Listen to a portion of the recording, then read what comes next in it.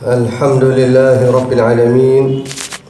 اللهم صل وسلم وبارك على حبيبنا سيدنا محمد وعلى آل سيدنا محمد.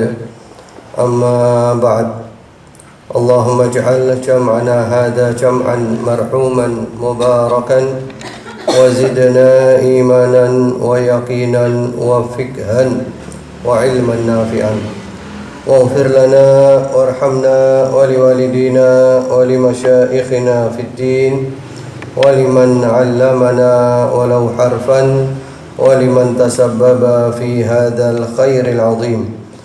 اللهم ارزقهم أجورا جارية في موازين حسناتهم يوم لا ينفع مال ولا بنون إلا من أتى الله بقلب سليم.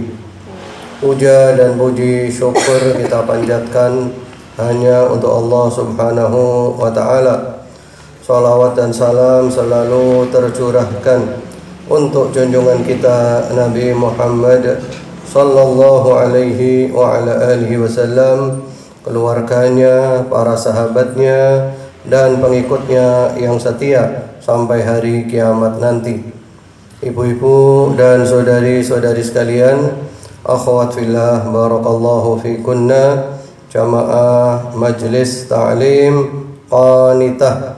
Mudah-mudahan Allah jadikan kita sebagai hamba-hamba Allah yang qanitin dan qanitat, yang selalu taat kepada Allah dan kepada Rasulnya.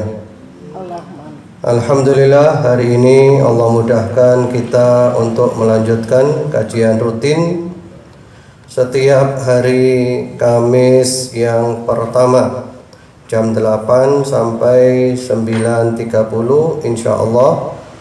Biasanya kita ngaji tafsir surat-surat pendek juz amma, dan insyaallah hari ini kita akan mengkaji tematik, yaitu tentang sholat tasbih yang sudah lama kita rencanakan.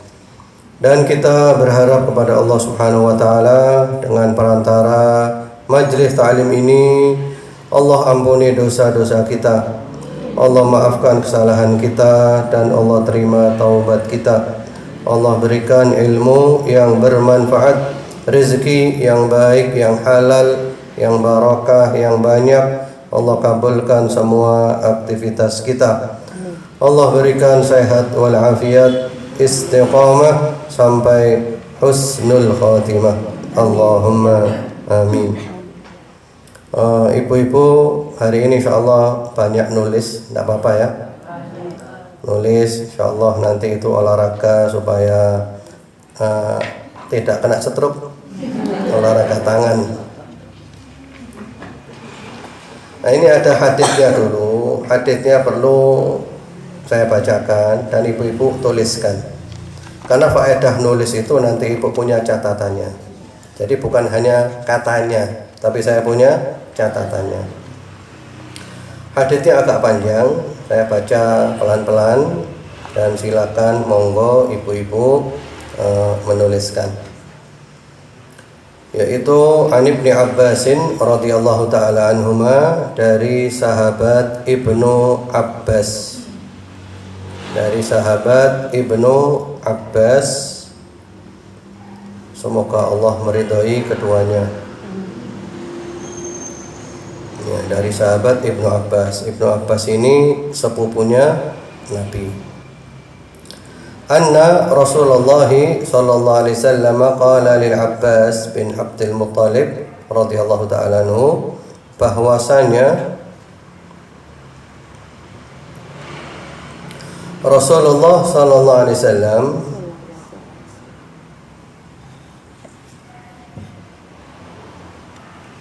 berkata kepada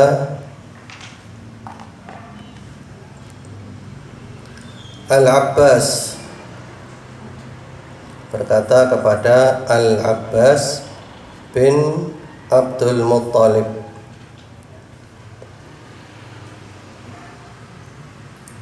semoga Allah meridainya.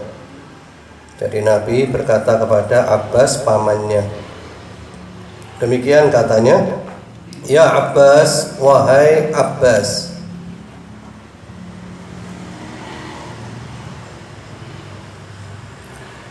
Ya amma, wahai pamanku. Wahai Abbas, wahai pamanku. Ala u'tika, maukah aku memberimu? Maukah aku memberimu? Ala amnahuka, maukah aku memberimu anugerah? Maukah aku memberimu anugerah? Ala ahbub, maukah aku memberimu keistimewaan? Maukah aku memberimu keistimewaan?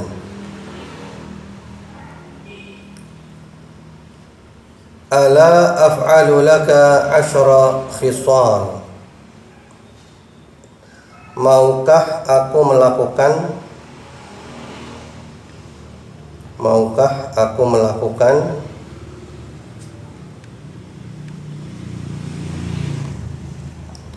10 hal untukmu. 10 hal untukmu. Baik, dalam kurung, yaitu mengajarimu, itu dalam kurung ya, yaitu mengajarimu hal-hal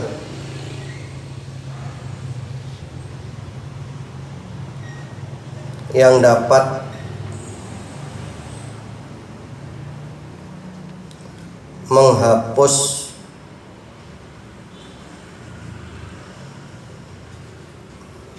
sepuluh jenis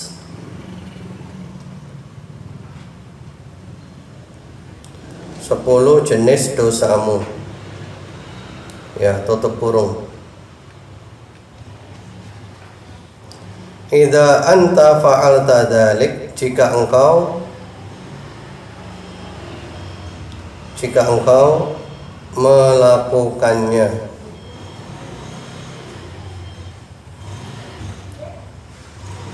Jika engkau melakukannya. Baik, sampai di sini dulu saya terangkan.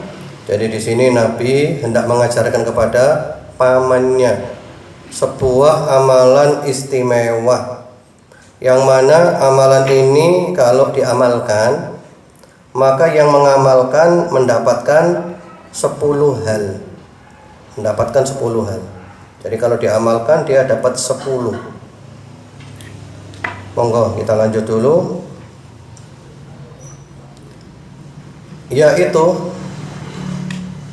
Yaitu ghafarallahu laka dzambak, Allah mengampuni dosamu.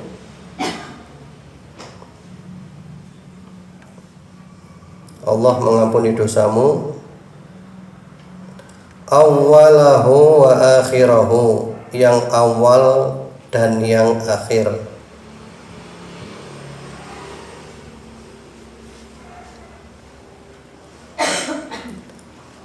Monggo, depan masih kosong.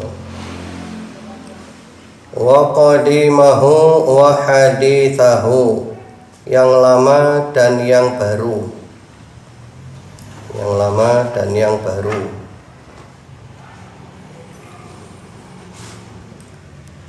Wa khata'ahu wa amdahu, yang tidak sengaja dan yang sengaja.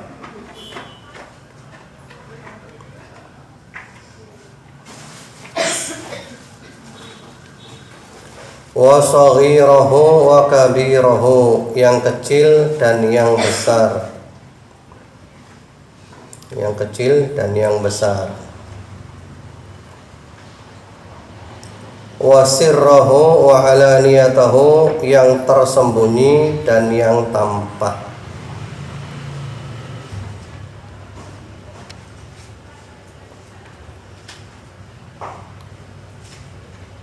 Asyru khisal, semuanya ada 10.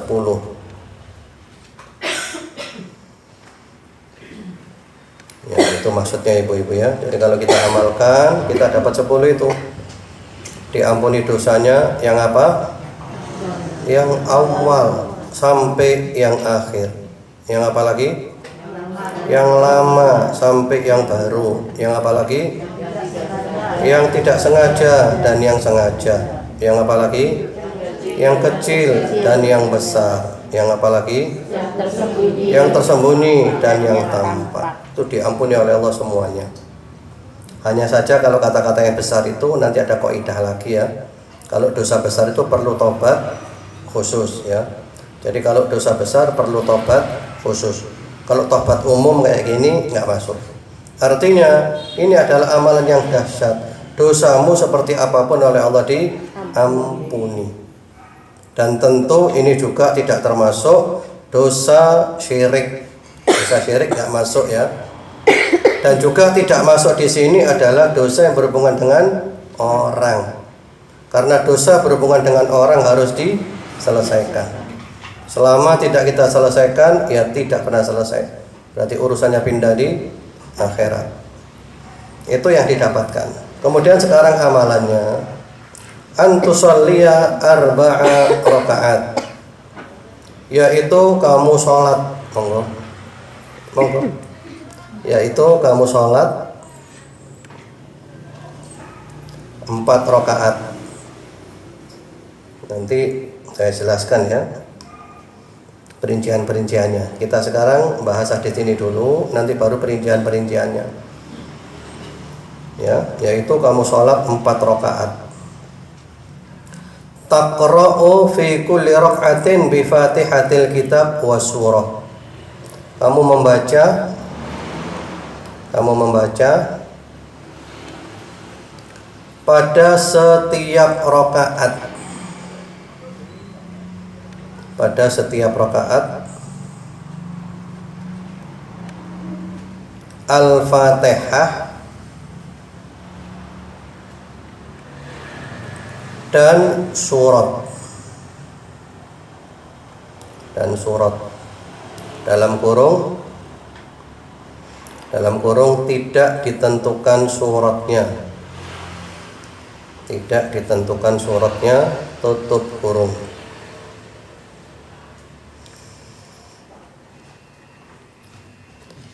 Ya, kemudian fa idza faraghta minal qiraati fi awwali rak'ah qulta wa anta qa'im.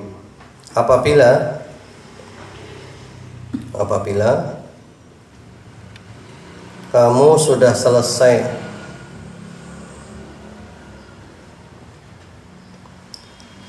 membaca surat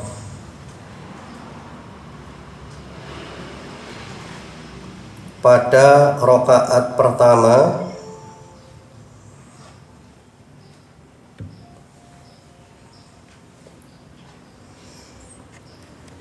kamu baca lagi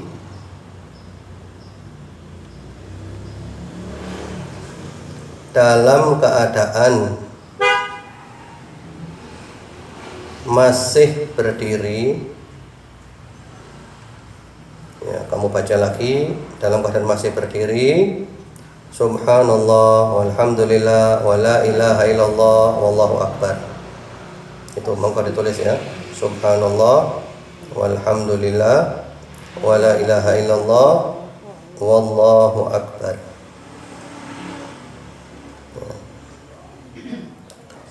Kamu baca itu Subhanallah walhamdulillah wa la ilaha illallah wallahu akbar. Sambung 15 kali. 15 kali.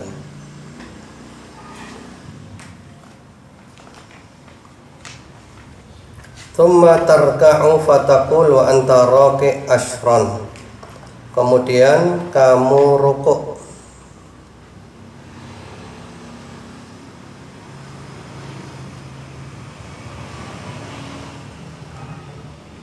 Lalu kamu baca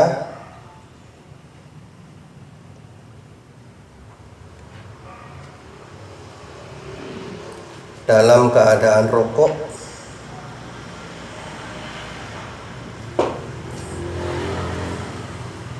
sepuluh kali dalam kurung setelah membaca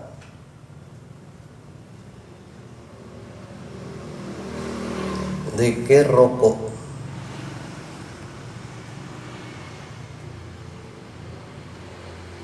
Demikian pula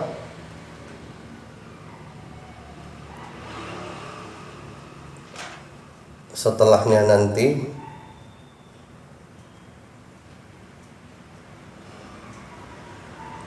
juga dibaca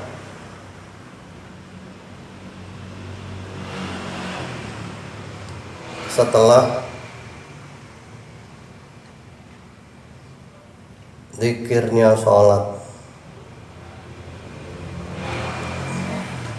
Tutup kurung. Jadi maksudnya itu rukuk kan, baca zikirnya rukuk dulu, baru baca subhanallah walhamdulillah wa la ilaha illallah wallahu akbar.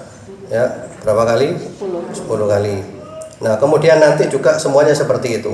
Setelah baca zikirnya sholatnya baru baca subhanallah walhamdulillah wa la ilaha illallah wallahu akbar. Jadi biar tidak ulang-ulang nulisnya itu. Jadi nanti semuanya seperti itu. Monggo ditulis lagi. Kemudian tsumma tarfa'u ra'saka minar ruku' fataquluha asyron. Kemudian kamu angkat kepalamu.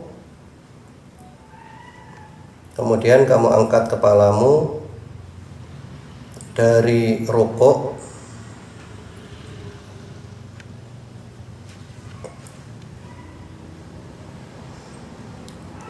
lalu kamu membacanya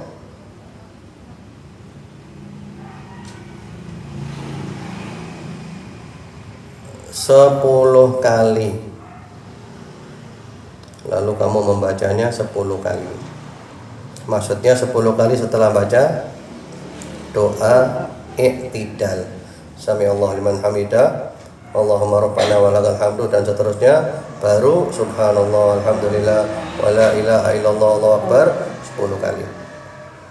Baik, monggo dilanjut. Tsumma tahwi sajidan fataquluha wa anta sajid asyron. Kemudian kamu sujud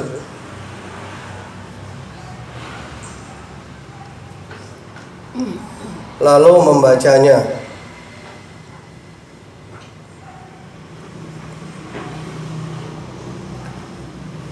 dalam keadaan sujud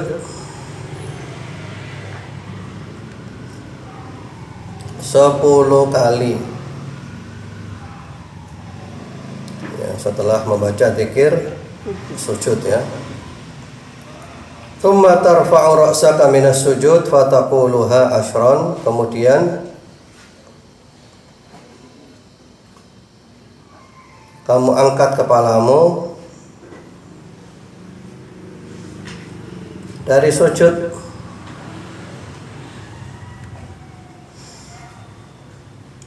lalu kamu membacanya 10 kali.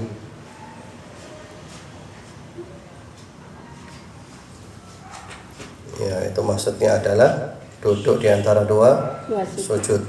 Ya, setelah membaca zikirnya. Kemudian tsumma tasjud fataquluha asyron. Kemudian kamu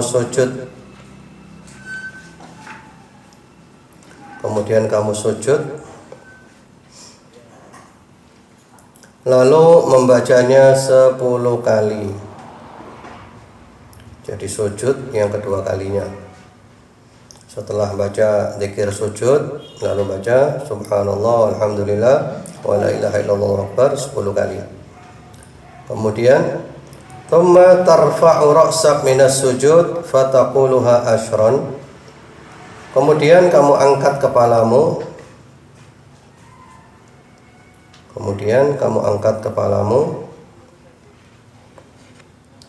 Dari sujud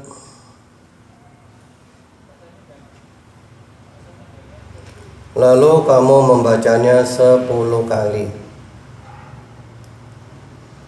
Lalu kamu membacanya 10 kali. Dalam kurung, yaitu dalam duduk istirahat. Yaitu dalam duduk istirahat. Sebelum berdiri.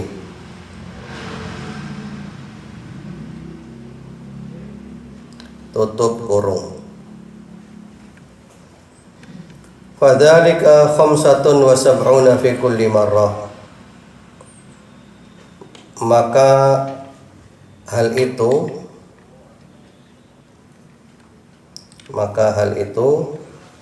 terdapat 75 kali. 75 kali pada setiap rakaat. Jadi totalnya ada 75 kali setiap rakaat. Baik, titik itu dititik dulu. Lalu di bawahnya ditambahi kata-kata dalam riwayat lain. Dalam riwayat lain. Ini saya kumpulkan riwayat-riwayatnya ya, biar lengkap. Dalam riwayat yang lain titik 2. Ini juga sabdanya Nabi ya, cuma riwayatnya beda, diperlengkap. Wahiyya 300 fi 4 rakaat. Dan dia itu 300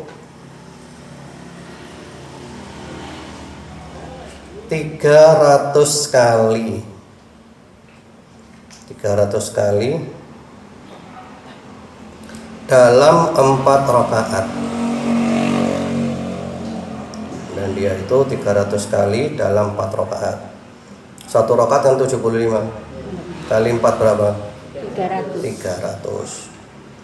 Lalu masih sabdanya Nabi, falau kanat dunubuka mitla ramlin 'alid ghafarahallahu lak. Sekiranya dosa-dosamu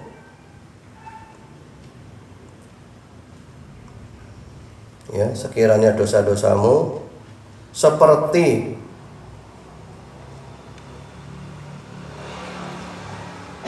pasir yang menumpuk. Seperti pasir yang menumpuk, pasti Allah ampuni semuanya. Ya, Allahu Akbar, luar biasa. Kalau ada pasir menumpuk itu jumlahnya berapa ibu-ibu? Tidak bisa dihitung. Nah, ini gambaran dosamu sebanyak apapun oleh Allah diampuni. Ya.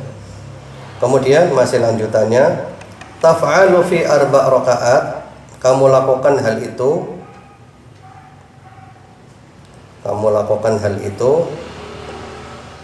dalam 4 rakaat.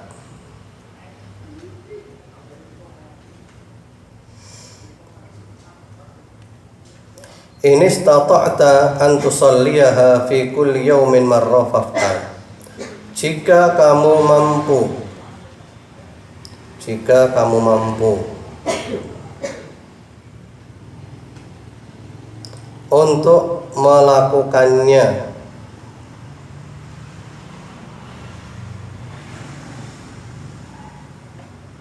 sekali setiap hari,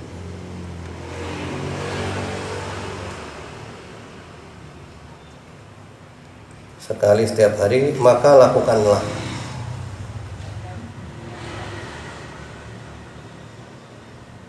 Fa illam tastati' fa fi kulli jumu'ah marrah. Jika kamu tidak mampu,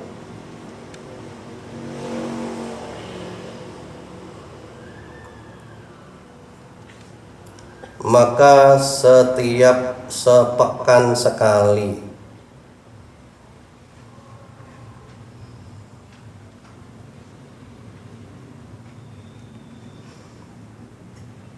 Fa illam taf'al fa fi kulli syahrin marrah. Jika kamu tidak mampu,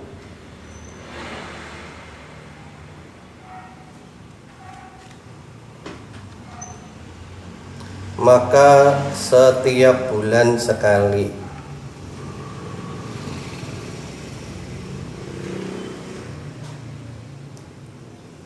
Fa illam taf'al fa fi kulli sanah marrah. Jika kamu tidak melakukannya,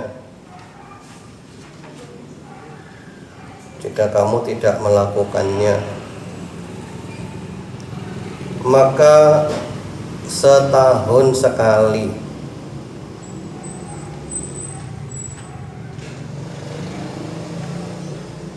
Fa illam taf'al fa fi umrika marrah.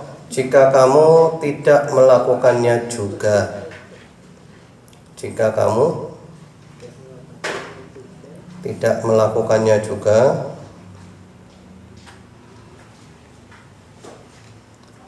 maka seumur sekali.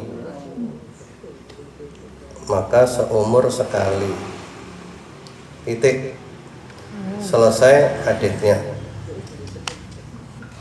Kemudian sekarang riwayatnya. Hadits riwayat Abu Dawud,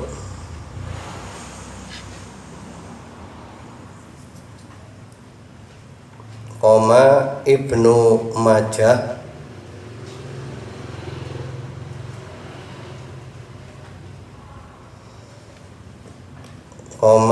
At-Tirmidzi,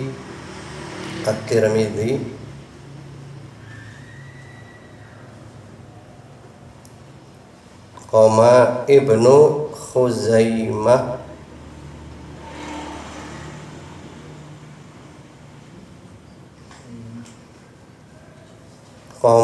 At-Tabrani,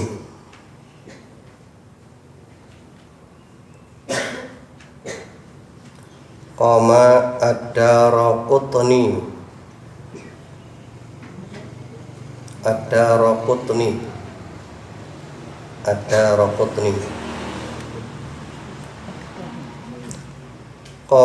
Al-Baihaqi,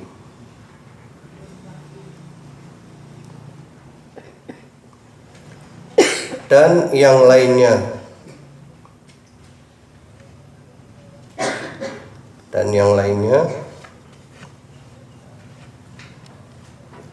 Dengan sanad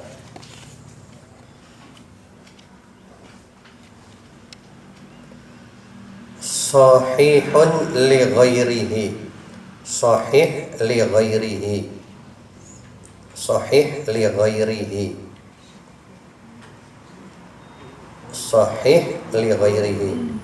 Jadi sahih li ghairihi itu hadits hasan, menjumlahnya banyak, maka naik ke tingkatan sahih. Itu namanya sahih li ghairihi. Titik. Kemudian berikutnya lagi, berkata salah seorang salafus soleh,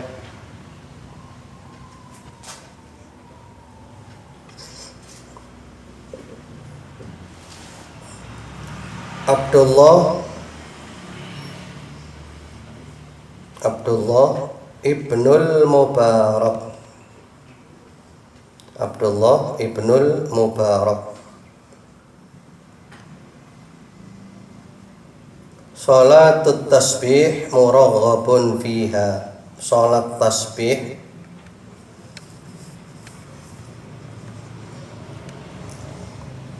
sangat dianjurkan.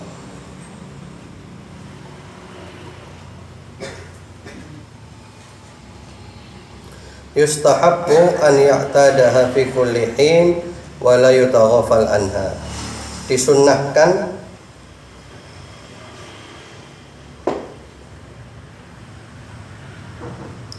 untuk dirutinkan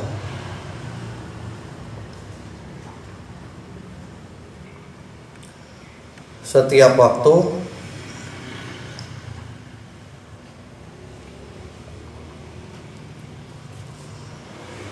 dan tidak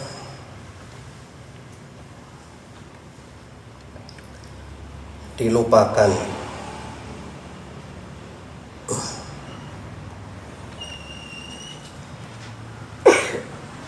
Titik. Berkata Al-Baihaqi,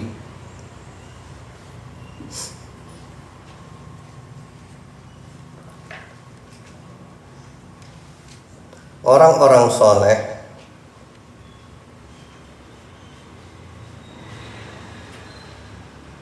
selalu mengamalkannya.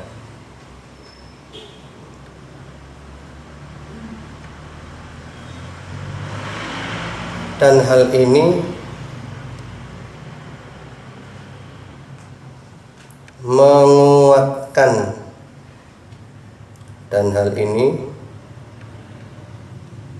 menguatkan hadis tersebut.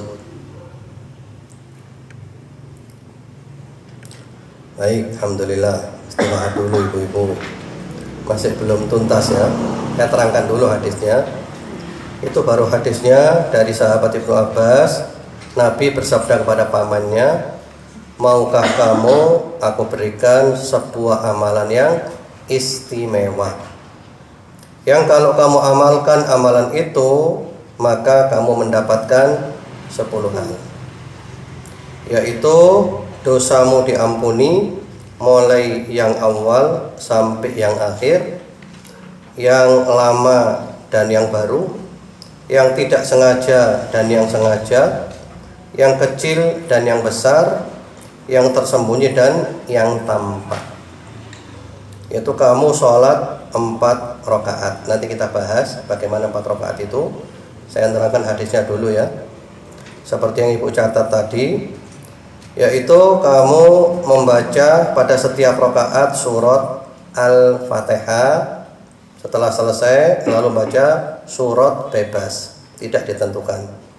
Setelah itu dalam keadaan masih berdiri, belum rukuk, kamu baca subhanallah walhamdulillah wala ilaha illallah wallahu akbar berapa? 15 kali. Baru kamu rukuk, Allahu akbar. Kamu baca zikirnya rukuk, subhana rabbiyal azim wa bihamdi, subhana rabbiyal azim bihamdi, subhana rabbiyal azim bihamdi, subhanakallahumma rabbana bihamdika Allahumma ighfirli. Lalu kamu baca subhanallah walhamdulillah wala ilaha illallah wallahu akbar berapa? 10. Lalu kamu i'tidal, sami Allah liman hamidah, Allahumma rabbana walakal hamd hamdan katsiran thayyiban barakan fi, dan seterusnya ya. Lalu kamu baca subhanallah alhamdulillah wala ilaha illallah wallahu akbar 10 kali.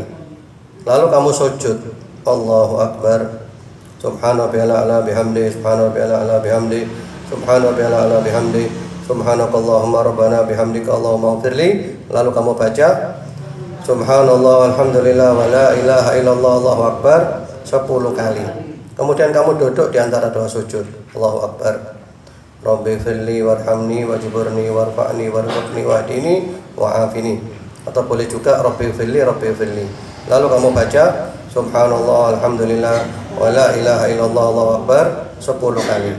Lalu kamu sujud lagi, Allahu akbar, kamu baca zikirnya sujud kayak tadi, lalu kamu baca 10 kali. Lalu kamu duduk istirahat.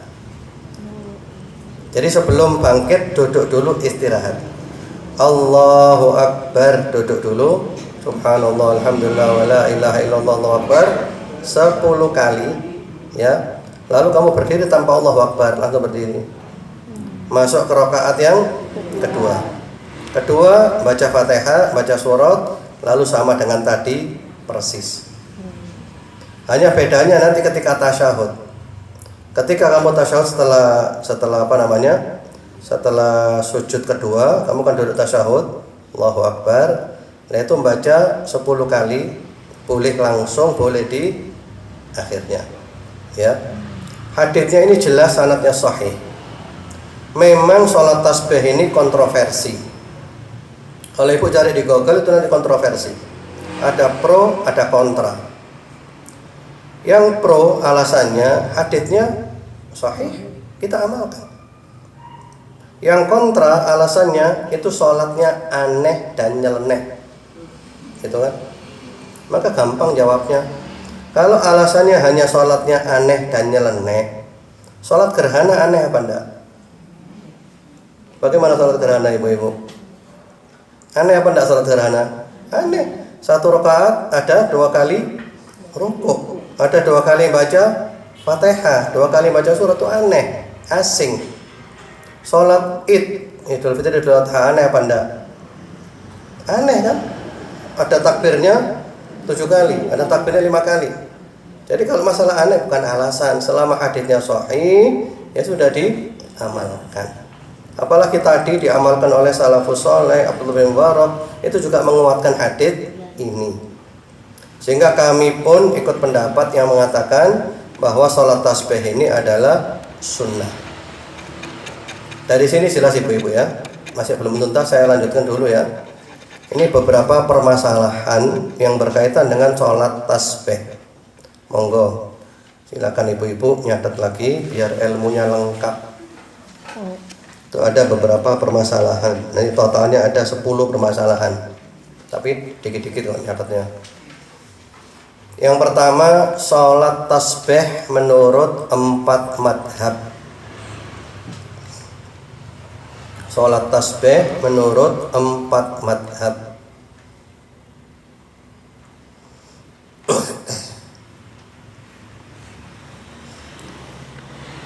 Mayoritas madhab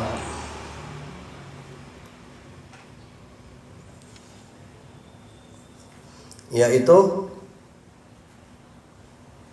Hanafi, Maliki, dan Syafi'i.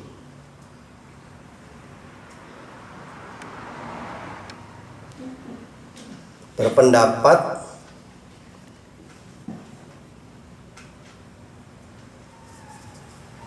hukumnya sunnah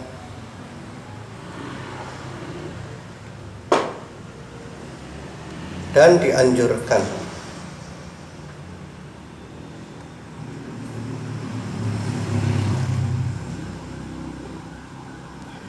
Sedangkan madhab Hambali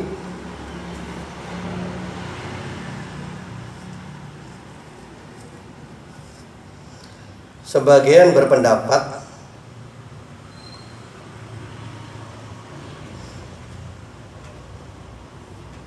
tidak disunnahkan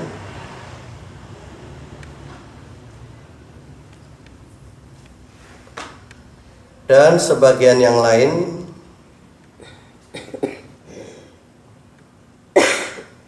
berpendapat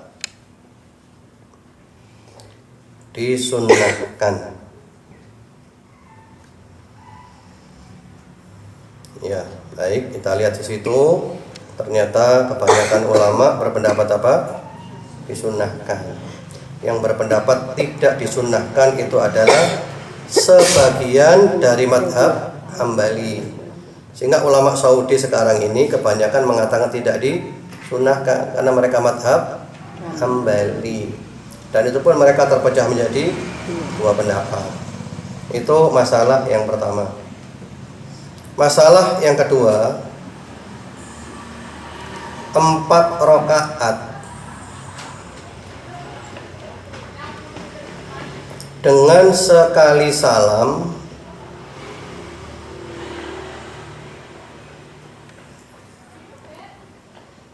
atau 2 kali salam.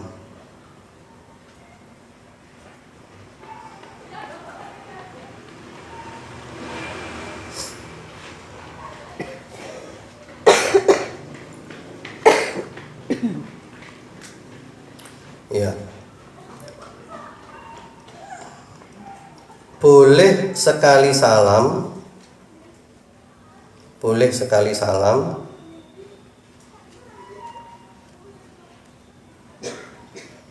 Boleh juga 2 kali salam.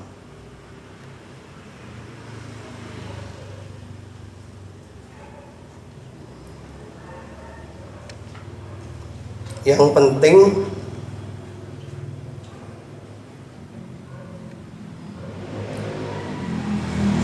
setelah salam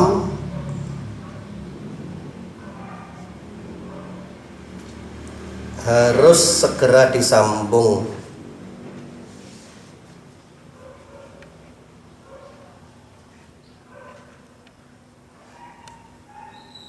tanpa disela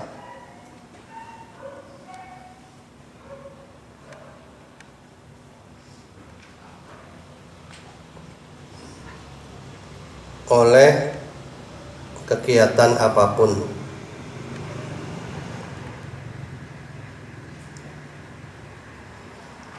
Baik, tadi itu kan sholatnya 4 rakaat kan? Apakah sekali salam atau 2 kali salam? Dua-duanya boleh. Mau sekali salam boleh, nyambung langsung 4. Mau 2 salam terus 2 lagi salam juga boleh, tapi dengan catatan setelah salam dari yang pertama, ya, langsung astagfirullah, astagfirullah, astagfirullah, langsung nyambung ya, takbir lagi yang 2 rakaat berikutnya. Tidak boleh ngobrol, tidak boleh apa, langsung nyambung. Itu syaratnya harus langsung nyambung. Karena kalau ada jedanya, itu nanti sudah putus, gugur sholatnya. Sehingga sebagian ulama mengatakan kalau sholatnya siang lebih afdal 4 langsung. Karena khawatirnya kalau siang itu nanti ada yang ganggu, ngajak ngobrol. Tapi kalau sholatnya malam, aman, nggak ada orang, nah 2 salam nggak masalah. Jadi intinya mau sekali salam boleh, mau 2 kali salam juga boleh. Yang penting apa? Harus segera nyambung setelah salam, tanpa dijeda oleh kegiatan apapun. Kemudian masalah yang ketiga, dengan sekali tasyahud atau 2 kali tasyahud.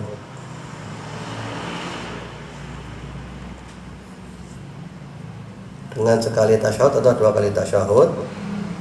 Ya, kalau 2 kali salam kan jelas ya, 2 kali tasyahud. Yang jadi masalah kalau sekali salam. Ya. Kalau sekali salam maka dengan sekali tasyahud. Monggo silakan ditulis jika 2 kali salam. Jika 2 kali salam maka 2 kali tasyahud. Jika 2 kali salam maka 2 kali tasyahud. Namun jika sekali salam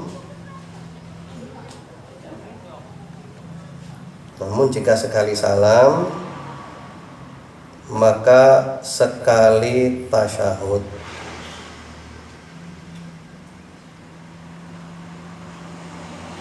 Yaitu pada akhirnya. Jadi sholatnya itu tidak sama dengan sholat zuhur, asar ataupun isya. Kalau zuhur, asar, isya kan 2 kali tasyahud. Kalau ini enggak. Jadi rakaat 2 tidak tasyahud tapi langsung berdiri. Jelas? Jelas atau belum? Jelas ya? Kalau jelas monggo yang keempat. Permasalahan keempat. Membaca surat pada tiap rakaat. Ya, membaca surat pada tiap rakaat tanpa ditentukan suratnya.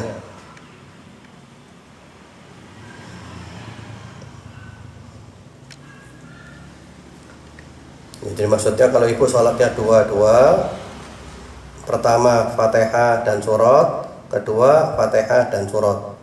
Yang berikutnya juga gitu, pertama Fatihah dan surat, kedua juga Fatihah dan surat. 4 juga gitu. Yang pertama Fatihah plus surat, kedua Fatihah plus surat, ketiga Fatihah plus surat, keempat Fatihah plus surat. Jadi suratnya sama-sama 4 kali. Beda dengan sholat zuhur, asar dan isya. Jadi suratnya bebas, walaupun sebagian ulama menganjurkan surat ini surat itu ya, tapi tidak ada ketentuan. Sebagian ulama bilang Ya, kadang baca surat Az-Zalzalah, Al-Adiyat, Al-Fatah, Al-Ikhlas dan terusnya, yang jelas muridnya bebas. Kemudian sekarang yang kelima, membaca takbir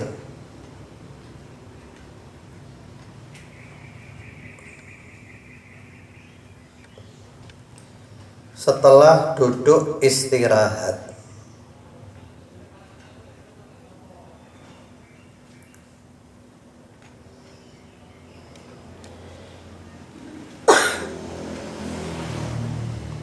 Pendapat yang benar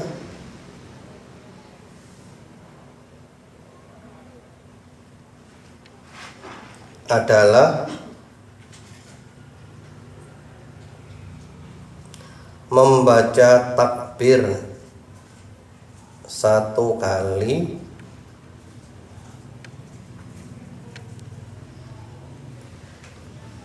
ketika bangkit dari sujud.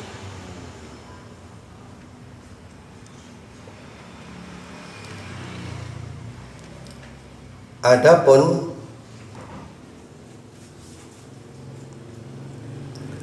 setelah duduk istirahat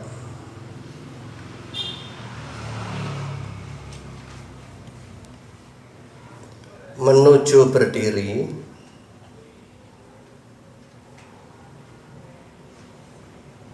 tanpa takbir lagi.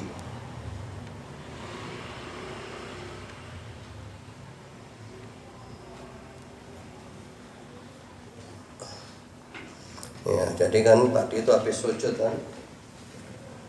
Tadi habis sujud kan? Saya beri contoh ya. Kan tadi habis sujud menuju duduk istirahat kan? Allahu Akbar. Nah, ini kan subhanallah alhamdulillah wallahu akbar berapa kali? 10 kali. Terus kan berdiri kan? Tanpa takbir lagi. Jadi berdiri aja.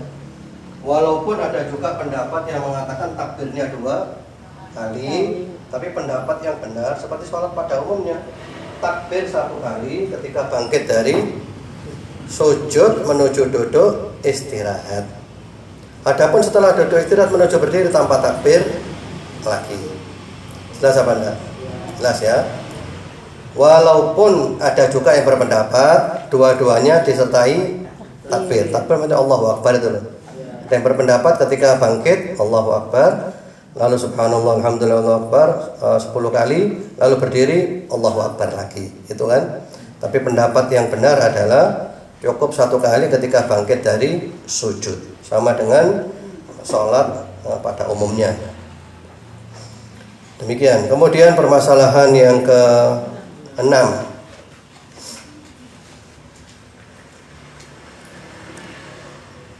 ketika tasyahud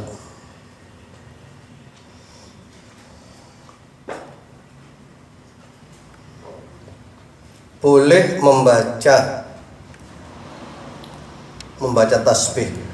Tasbih tadi ya, subhanallah alhamdulillah itu namanya tasbih itu ya. Boleh membaca tasbih sebelum tasyahud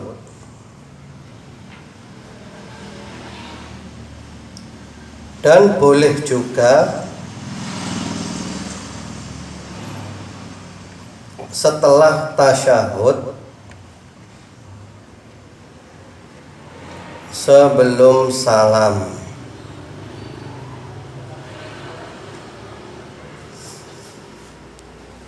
Baik. Kan kita sujud kan? Kalau kita berdiri kan baca ketika duduk istirahat. Lah ketika tasyahud bacanya di mana? Tadi dari Nabi nggak ada keterangannya kan? Sementara masih kurang 10 gitu kan? Maka boleh ketika duduk Allahu Akbar langsung baca subhanallah alhamdulillah wala ilaha illallah akbar 10 kali, baru at-tahiyatul mubarakatuh dan seterusnya. Boleh juga duduk Allahu Akbar at-tahiyat dulu sampai Hamidum Majid, sampai Allahumma inni a'udzubika dan seterusnya. Selesai sebelum salam baru subhanallah alhamdulillah wala ilaha illallah akbar 10 kali, baru salam. Dua-duanya boleh. Kalau saya sendiri biasanya sebelum tasyahud. itu disamakan ketika duduk istirahat kan gitu kan. Tapi dua-duanya boleh. Kemudian pembahasan masalah yang ketujuh, bagaimana kalau lupa tasbih? Nek lali ya apa? Gak tahu praktek, syukur praktek langsung lali. Jadi waktu rukuk lupa, tahu-tahu sudah i'tidal sampai Allah liman hamidah. Dan bagaimana ini? Ya. Baik, monggo. Jika lupa membaca tasbih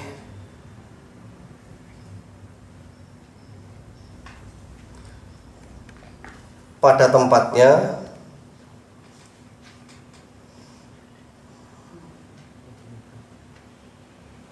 maka diganti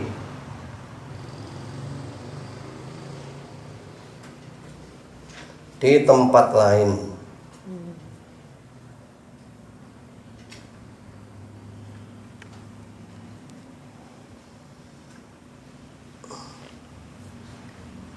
Yaitu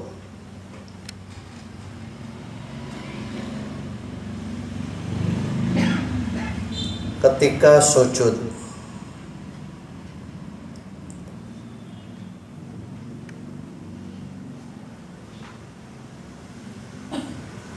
Ya.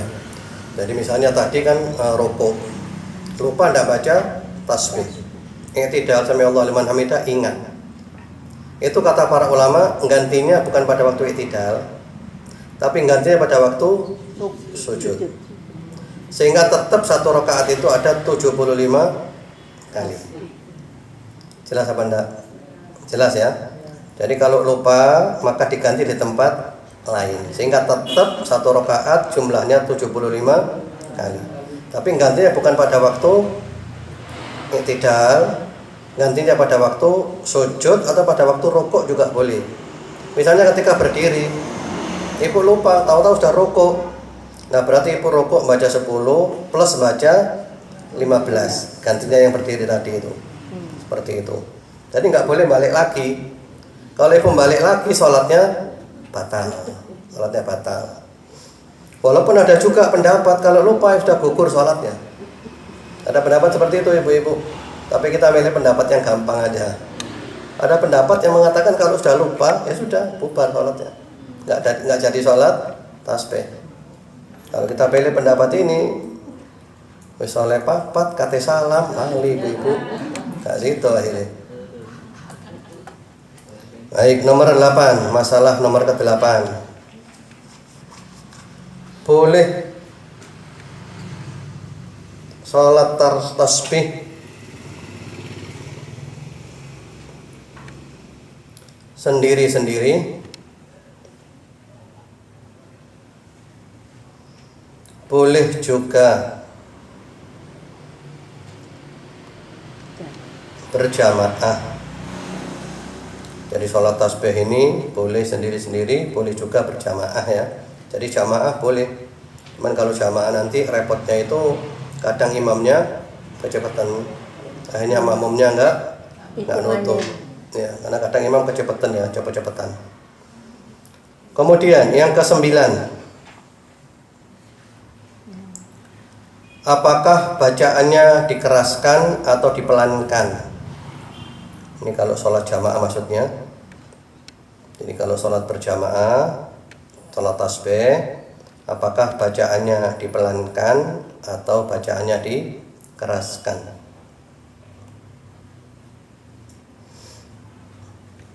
Jawabannya yang sunnah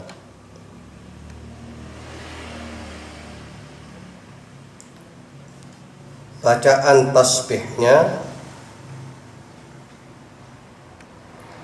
dipelankan.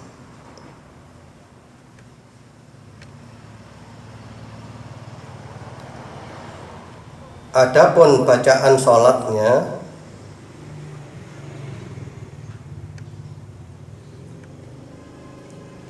maka seperti sholat-sholat yang lain. Maka seperti sholat-sholat yang lain, yaitu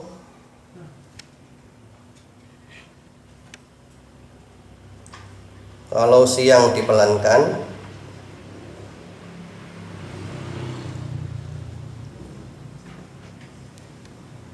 kalau malam dikeraskan. Jadi kalau sholat jamaah, maka baca tasbihnya tetap dipelankan, mau siang mau malam sama aja. Adapun bacaan sholatnya Fatihah dan surat, itu kalau siang pelan seperti zuhur asar, kalau malam keras seperti maghrib, isya dan subuh. Kemudian masalah yang terakhir, yang ke-10, di antara faedah sholat tasbih,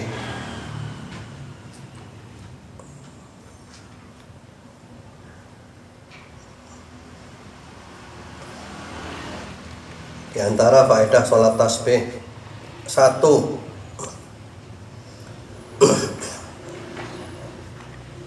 menghapus dosa.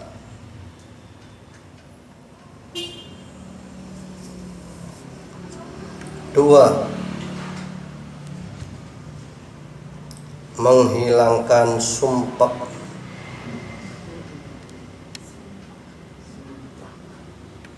3,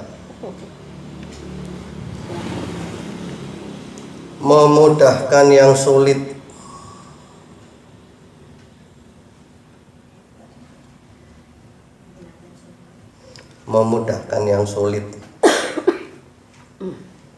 4, memudahkan yang sulit. Sudah sekarang? Sudah. Yang keempat, pertama, apa tadi pertama? Menghapus dosa. Kedua, menghilangkan sumpah. Ketiga, memudahkan yang sulit. Keempat,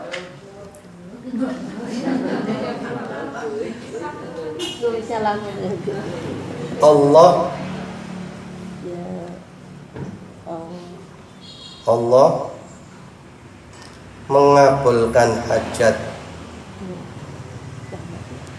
Allah mengabulkan hajat. Yang kelima, memberi rasa aman. Memberi rasa aman dari ketakutan. Memberi rasa aman dari ketakutan. Yang keenam, menutupi aib. Menutupi aib. Titik. Nah, sekarang yang terakhir ada ucapan dari salafus soleh. Berkata Abu Uthman, berkata Abu Uthman Al-Hiri, Al-Hiri, berkata Abu Uthman Al-Hiri, ya, berkata Abu Uthman Al-Hiri, ma ra'aitu lisyada'iti wal gham mithla salat tasbih. Aku belum pernah melihat, aku belum pernah melihat untuk menghilangkan kesulitan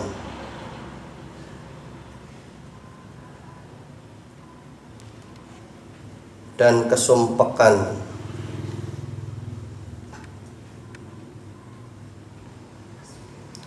seperti sholat tasbih. Seperti sholat tasbih. Jadi maksud beliau, aku sudah mempraktekkan banyak amalan, aku belum pernah lihat seperti sholat tasbih yang mujarab untuk apa? Menghilangkan kesulitan dan kesumpekan. Demikian, insya Allah ilmunya sudah lengkap, sudah tuntas. Wallahu alam, tinggal dipraktekkan. Luar biasa tadi kan ibu-ibu. Kalau bisa setiap hari. Kalau tidak bisa setiap Jumat, maksudnya setiap pekan, tidak harus Jumat ya. Jadi Nabi menyebut kullu Jumat, setiap Jumat. Kalau seperti kita seminggu sekali. Jadi bukan berarti hari Jumat. Minggu, bukan ya, sepekan sekali. Tidak bisa sepekan sekali, sebulan sekali. Tidak bisa sebulan sekali, setahun sekali.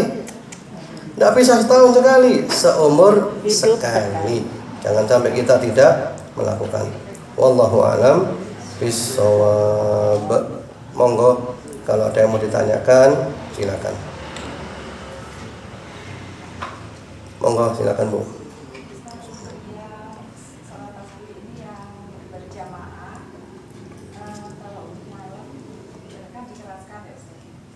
Dikeraskan bacaannya, bukan tasbihnya ya.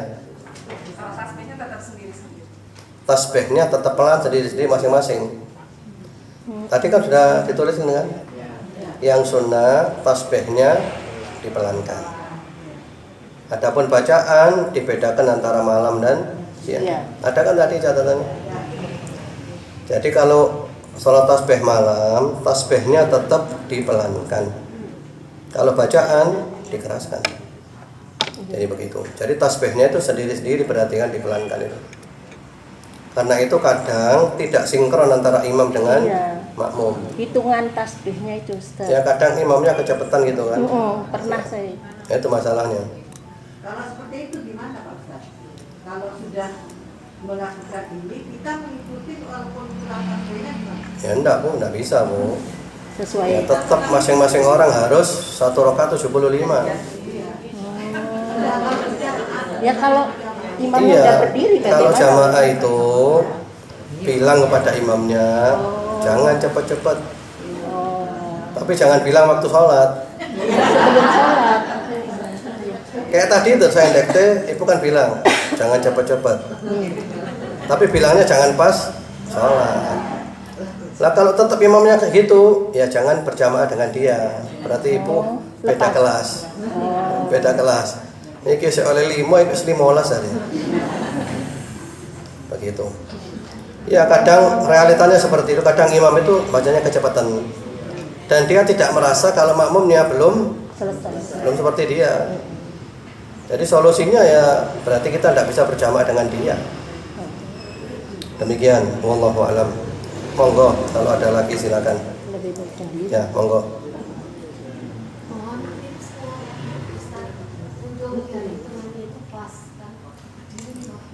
Iya. Hitungannya kalau saya biasanya pakai tangan Bu. Iya itu. Kalau bersedekap ini kan, ya gini aja ditekan gini aja. 1, 2, 3, 4, 5, 6, 7, 8, 9, 10, 11, 12, 13, 14, 15. Kalau saya gitu. Rokok juga gitu. Kalau rokok 10 lebih ringan. Ya pakai hitungan tangan aja. Kalau 1 jempolnya ditekan. Tuh 2, 3, 4, 5, 6, 7, 8, 9, 10 gitu aja. Demikian, wallahu alam. Monggo kalau ada lagi silakan. Kita masih banyak waktu sampai pukul 9.30. Sesuai materi boleh, di luar materi juga boleh. Pertanyaannya bebas. Monggo.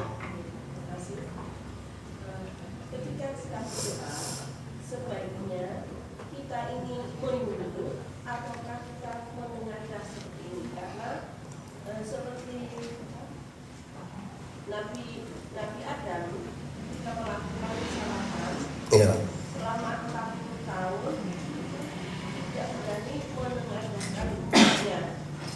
Iya. Ketika saya mendengar juga Rasulullah berdoa kelihatan mana yang lebih baik. Berdoa apa tadi Rasulullah? Ketika berdoa mengangkat tangannya sampai kelihatan lurus. Oh iya.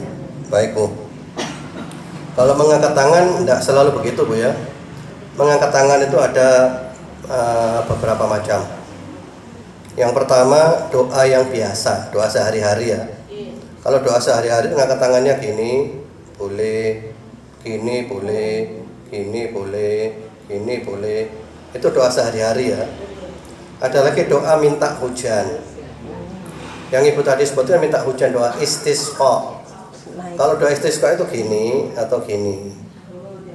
Itu doa istisqa minta hujan. Sehingga Nabi itu bajunya tersingkap. Sehingga sahabat bisa melihat putihnya ya ketiak mulia Rasulullah SAW. Jadi gini atau gini. Itu istisqa. Ada lagi doa namanya ibtihal. Ibtihal itu ketika genting. Ibu sangat butuh pertolongan mendesak. Itu namanya ibtihal. Nah, doanya gini, Bu.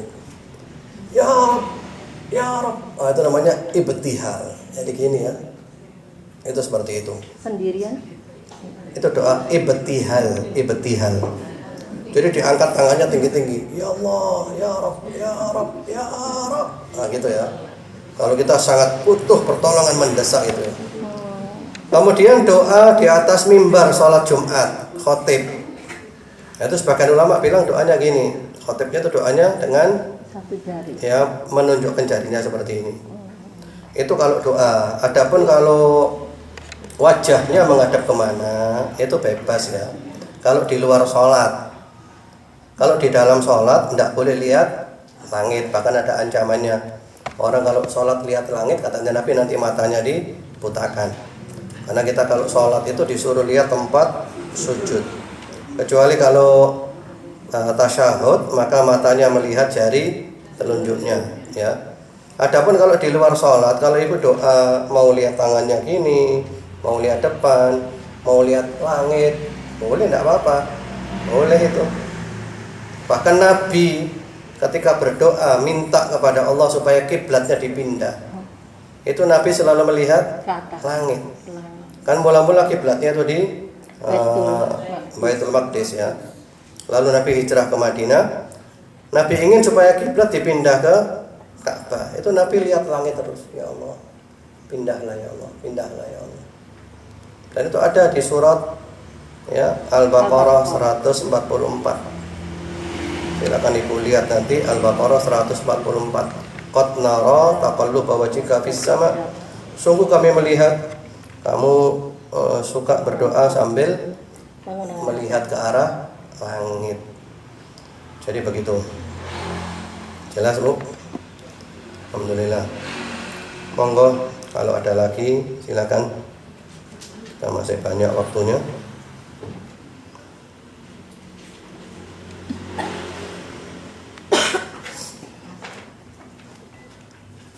Ya, monggo Bu, silakan, Bu.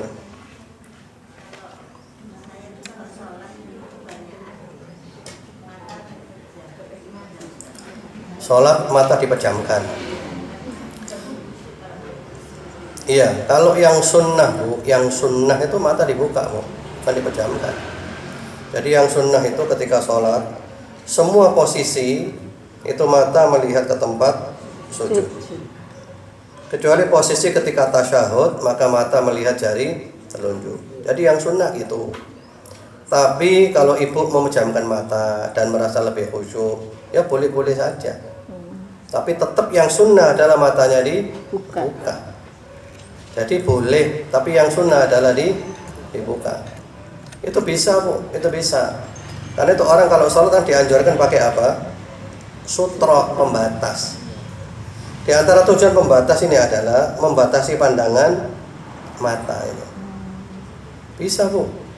Justru kalau kita sudah terbiasa sholat melihat satu titik, itu nanti akan menambah kita semakin konsentrasi. Karena itu ditiru oleh orang-orang yang meditasi. Orang kalau meditasi itu melihat satu titik, Bu, ada titik itu ya, dilihat titik itu. Konsentrasi, Bu. Ketika dia lihat situ konsentrasi, itu rasanya semuanya ini hilang, Bu. Dan kita pun kalau bisa konsentrasi seperti itu, satu titik ya, sambil baca kebacaannya, itu rasanya kita tenggelam dalam sholat dan semuanya rasanya itu hilang, Bu. Itulah yang mungkin menjadikan salaf kalau sudah sholat itu seperti apa? Seperti orang nggak tahu apa yang terjadi di sekitarnya, sudah hilang sudah. Kan saking apanya? Saking khusyuknya, saking konsentrasinya. Jadi mata melihat satu titik itu adalah menambah konsentrasi itu. Seperti itu. Jadi jawabannya boleh, tapi yang afdol, yang sunnah adalah matanya dibuka, bukan dipejamkan. Demikian, wallahu alam. Monggo, silakan. Kalau ada lagi, kita masih banyak waktunya. Monggo, silakan Bu. Sekarang ini kan banyak macam yoga. Iya, Di antaranya kan ketika di antara gerakan yoganya ada bacaan-bacaan di Islam gitu lah ya. Iya. Membaca baik Allah, katakan bagaimana saya dari video bagaimana itu bagaimana Ustaz? nah saya perlu contohnya dulu Bu, seperti apa Bu? Contohnya seperti apa? Contohnya yoga pakai zikir kayak apa contohnya? Ketika menafsir itu membaca Baca apa? Al-Bismillah. Iya. Nanti kalau mengeluarkan membaca apalagi saya nggak menghafalkan karena Iya. beberapa guru kan melarang yoga atau hipno itu kan melarang. Nah supaya apa kok pakai baca-baca itu?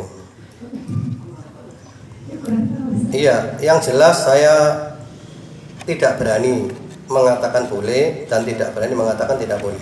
Sebelum saya tahu pasti ya. Kalau saya lebih cenderung untuk dihindari aja. Iya. Khawatir itu nanti kita masuk ke dalam amalan-amalan, nanti ke klinik-klinik akhirnya. Khawatirnya gitu. Tapi kalau yoga dalam arti murni olahraga, monggo silakan. Zikir silakan, zikir pribadi. Namanya orang selalu zikir ya. Tapi ada tentu orang bojo iki, bojo iku. Saya khawatir punya tujuan itu Bu. Tujuannya apa? Cek sakti. Cek iso ngilang gak balik mana ya. Ya saya khawatirnya gitu Bu. Jadi kalau mau yoga murni olahraga monggo. Yoga itu bagus Bu. Saya juga termasuk orang yang sering mengolah napas. Mengolah napas segi 4 kalau saya Bu. Jadi antara tarik, tahan, keluar, kosongkan itu sama segi 4. Karena ada model napas segitiga, itu metode aja ya. Tapi olahraga murni untuk kebugaran. Dan olahraga napas itu memperlancar peredaran darah. Dan saya merasakan manfaatnya itu. Tapi kalau disertai zikir-zikir tertentu ini itu, saya khawatir nanti malah nyimpang itu. Jadi olahraga murni. Kalau kata zikir ya monggo, kan kita dianjur ke zikir sebanyak-banyaknya kan silakan. Tapi tidak ada peraturan zikir tertentu seperti itu. Kok khawatirin kok moro tadi pencak setrum akhirnya. Moro sakti Bu. Demikian, jadi gitu Bu ya. Jadi kalau olahraga murni monggo, kalau macam-macam saya tidak menyarankan. Ya, monggo silakan.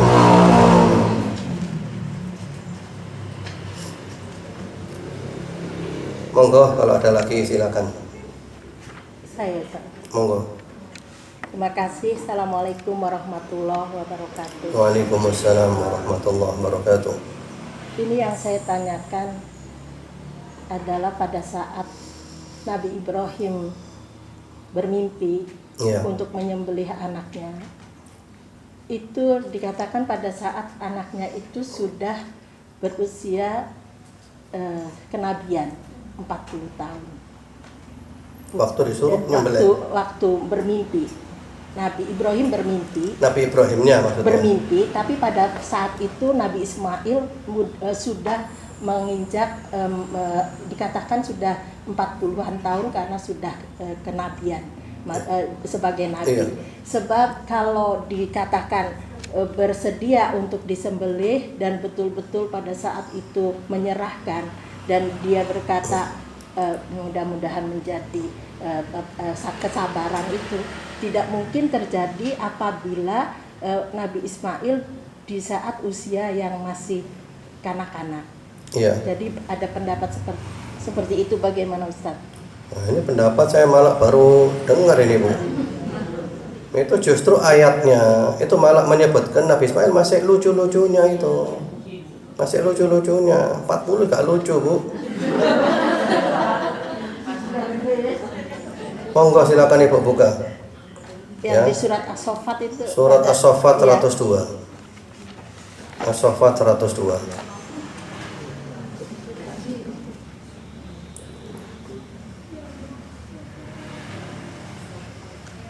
Ayatnya jelas itu falamma balagha ma'ahu sa'ya.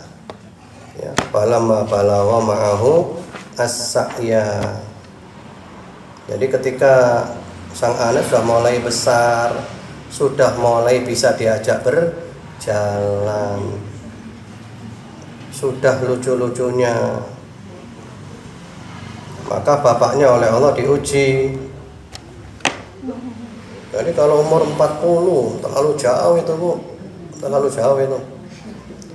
Saya jadi penasaran itu pendapatnya siapa itu. Coba kalau boleh saya tahu. Disampaikan ya Ustadz ya.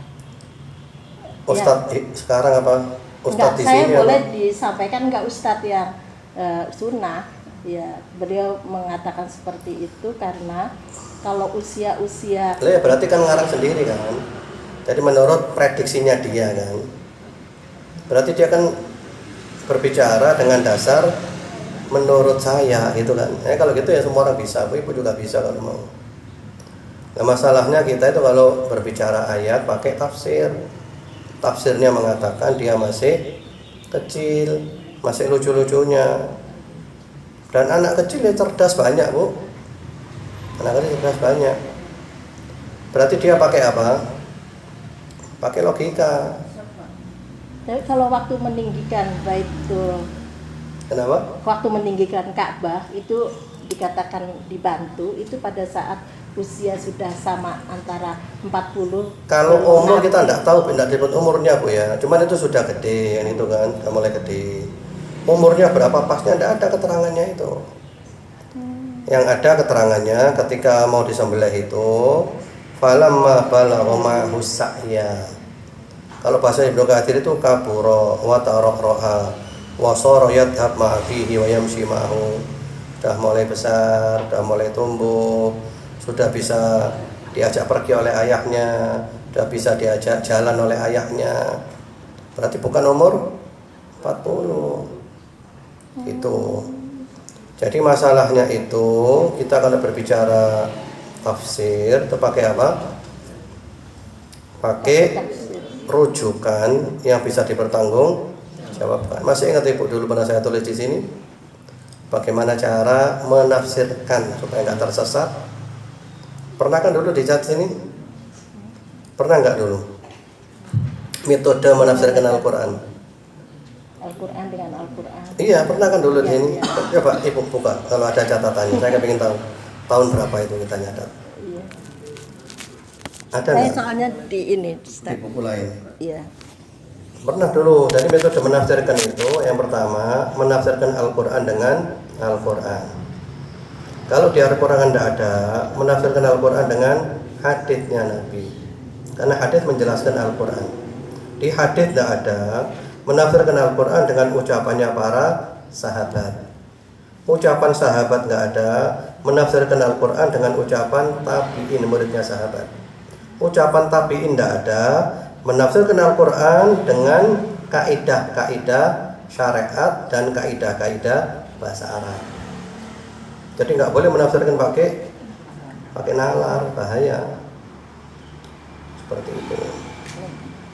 Demikian, wallahu a'lam bishawab. Terima kasih. Monggo silakan kalau ada lagi. Ya, monggo. Ya, yang belakang dulu. Saya itu punya teman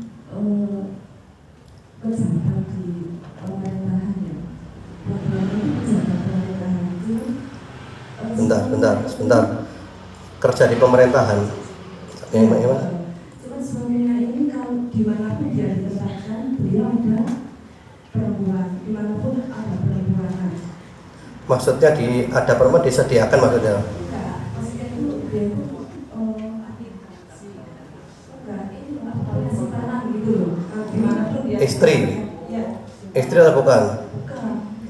Oh, punya tabungan gitu. Simpan.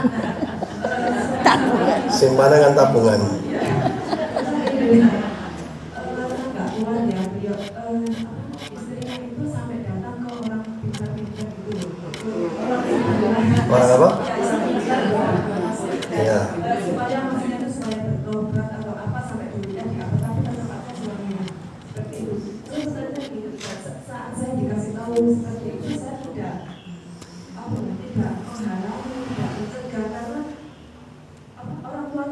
pendukung Ustaz. Pendukung Waktu datang ke dukun maksudnya. iya. Dukun ya. Orang pintar. Ya. Juga itu penanggung dosa Jadi datang ke dukun tadi untuk supaya apa? Supaya dia suaminya itu sadar gitu. ya supaya tidak nakal lagi gitu ya. Ya. Dan sepupunya juga seperti itu, tapi dibawa ke satu tempat itu terus bertobat gitu. Iya, iya, iya. Dia mencontoh, siapa tahu bertobat. Iya. Baik Bu. Memang Bu, orang bekerja di instansi-instansi itu ada bahaya juga. Terutama orang yang nekat-nekat. Biasanya orang yang banyak dapat uang haram itu rata-rata larinya untuk yang haram juga. Kan sekarang lagi rame kan? Wallahu a'lam benar atau enggak, orang sudah tua menghabiskan uang 3M hanya untuk main 3 perempuan dalam satu hari, udah tua, terkena tokoh agama lagi. Ya seperti itu. Fitnahnya besar. Jadi biasanya uang haram itu nanti larinya ke yang haram juga, nggak berkah itu uangnya. Baik ya. Kemudian ini juga fitnah akhir zaman Bu. Di antara fitnah sekarang ini adalah pergaulan bebas. Orang zina sekarang kayak tidak berdosa Bu. Berapa banyak orang itu rajin sholat 5 waktu ke masjid Bu. Baik orangnya, haji, umroh, baik pokoknya. Suka bantu orang, suka nolong orang. Tapi untuk main perempuan nggak bisa ninggalkan. Masih rajin main perempuan dia. Dan seterusnya. Kemudian kalau ingin dia sembuh, lalu dibawa ke dukun dalam arti yang nggak benar ya, dukun nggak benar, nggak syar'i, menyimpang, jangan Bu. Dukun itu bohong Bu. Orang yang tadi sembuh itu kebetulan aja, yang sembuh 1, yang nggak sembuh 100 Bu. Yang nggak sembuh 100 dilupakan, yang sembuh 1 diingat-ingat. Jangan Bu. Dukun cari uang dulu. Dan sudah banyak contohnya orang pergi ke dukun tidak menyelesaikan masalah. Bahkan yang pasti dia korbankan apa? Akidahnya, dia korbankan tauhidnya. Itu pun kalau dukun yang sakti. Kebanyakan dukun sekarang ini bohong semuanya Bu.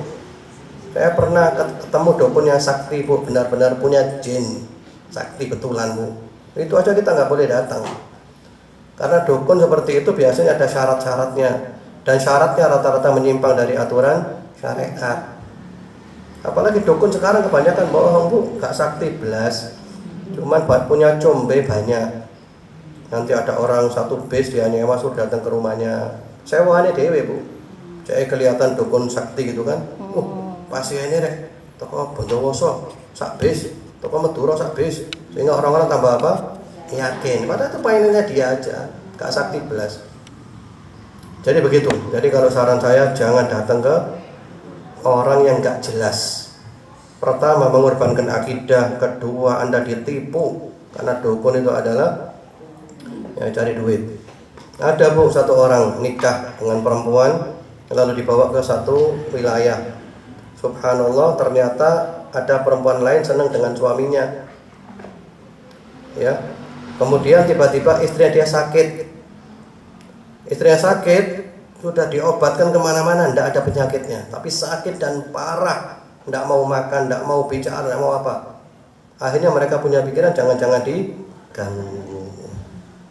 Akhirnya sudah diobatkan kemana-mana, tidak ada hasilnya, itu sudah datang ke orang bodoh. Orang bodoh ya. Bukan orang pintar. Dia kali Bu, dibuat mainan Bu, dibuat mainan. Nanti apa? Keluar silet, keluar paku, keluar linggis. Betul linggis Bu. Itu permainannya dukunnya. Mungkin dia punya jin. Dikeluarkan itu supaya tambah apa? Percaya. Yakin. Tapi tidak sembuh, tambah parah. Akhirnya mati.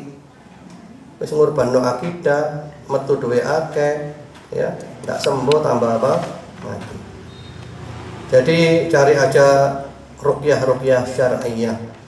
Masih banyak teman-teman kita bisa meruqyah dengan ruqyah syar'iyah. Kalau di Malang diantaranya Ustadz Dwi yang sering ngisi di Masjid An-Nur di radio RDI. Ya, silakan minta nomornya ke RDI. Ustadz Dwi beliau ahli ruqyah sudah lama. Seperti itu. Atau juga saya punya teman Ustaz Nadir Basyu'eb. Beliau juga ada di punya tim ruqyah syariah. Insya Allah ruqyah yang tidak menyimpang dari syariat. Itu aja Bu. Soal sembuh tidak sembuh urusannya Allah. Yang penting tetap di jalur yang syar'i. Jadi gitu Bu ya. Kalau apa? Pertanyaannya kalau saya tidak mencegah, kalau saya itu apa saya itu berdosa? Kalau apa Bu? Tidak percaya. Tidak apa? Lah ibu maksudnya? Ibu apanya? Ibu mau mencegah itu. Maksudnya itu saya saat mau datang ke dayak sana, saya itu tidak mencegah. Tidak mencegah, saya tidak datang ke sana karena itu dukun. Iya, ibu bilangnya aja, ibu beritahukan, ibu jelaskan. Itu adalah dukun, tidak boleh itu. Soal dia tetap atau enggak urusannya dia. Yang penting kita sudah apa? Memberitahu. Baik, monggo silakan Bu. Ya, silakan. Waalaikumsalam warahmatullahi wabarakatuh.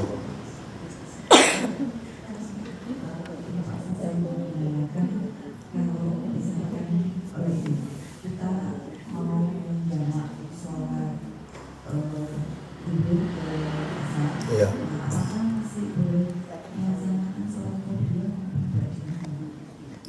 Iya, ibu musafir.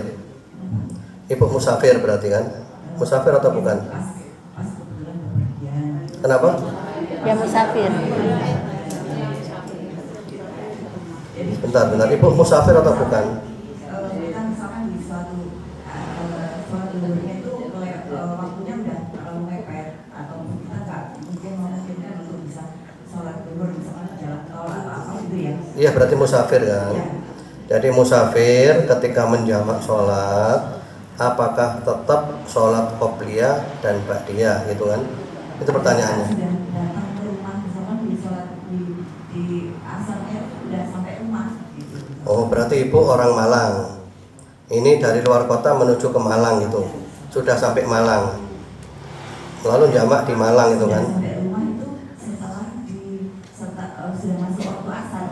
Iya. Berarti sholat jamak takhir namanya, takhir. Terus yang ibu tanyakan apakah tetap disunahkan qobliyah dan ba'diyah gitu kan? Iya. Ini berkaitan dengan musafir nanti Bu. Musafir itu kan malah justru diberi keringanan untuk mengkosor ya. Tapi ketika ibu masih belum masuk ke kota Malang. Namun karena di sini ibu sudah masuk Malang, maka ibu boleh menjamak tanpa mengkosor.